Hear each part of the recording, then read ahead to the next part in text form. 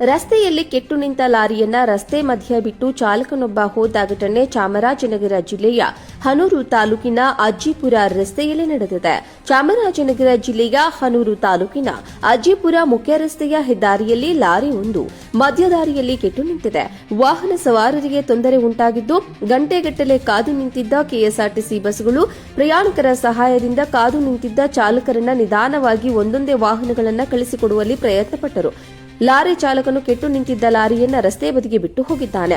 ಇದು ಸಂಬಂಧಪಟ್ಟವರು ಲಾರಿಯನ್ನ ಸರಿಪಡಿಸಿ ಯಾವುದೇ ಸಮಸ್ಯೆಗಳು ಆಗದಂಗೆ ರಸ್ತೆ ಸಂಪರ್ಕವನ್ನ ಮಾಡಿ ವಾಹನ ಸವಾರರು ಒತ್ತಾಯಿಸಿದ್ದಾರೆ.